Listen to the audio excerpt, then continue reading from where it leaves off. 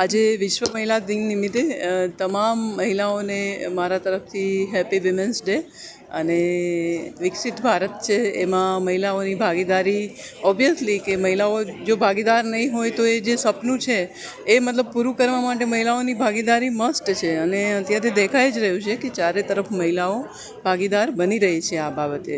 તો આપણે આ દિને શુભકામના વ્યક્ત કરે કે આપણે પણ વિકસિત ભારતમાં આપણી ભાગીદારી નિભાવીએ. Thank you.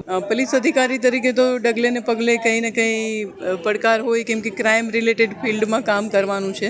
તો તમારે ગુનેગારો છે એમને જબ્બે કરવાથી માંડીને મતલબ તમામ કે લો એન્ડ ઓર્ડર મેન્ટેન થાય એના માટેની મતલબ એની ચેલેન્જીસ હોય જ છે ડે ટુ ડે લાઈફમાં, અને એ મહિલા અધિકારીઓ કે પોલીસકર્મી બધા જ એને સરસ રીતના નિભાવી રહ્યા છે. ભરતી પહેલાં તો કોઈ દિવસ આવો વિચાર નહોતો આવ્યો, પણ ભરતી થયા પછી જે ફિલ્ડ જોયું તો એના ઉપરથી બધાને કહેવાનું થાય કે આ ફિલ્ડ બહુ જ સરસ છે.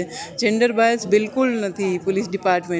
તો જેને આવું કોઈ ઈચ્છા હોય કે કરિયર પોલીસમાં બનાવી છે તો એના માટે બહુ સારા ચાન્સીસ છે. પરિવાર હંમેશા સપોર્ટ કરતો હોય છે એટલે તો નોકરી કરી શકાય છે, અને પરિવારનું મોટિવેશન પણ એટલું હોય છે કે તમે તમારી નોકરીમાં વધુ ધ્યાન આપો, પરિવારમાં નહીં આપો તો ચાલશે.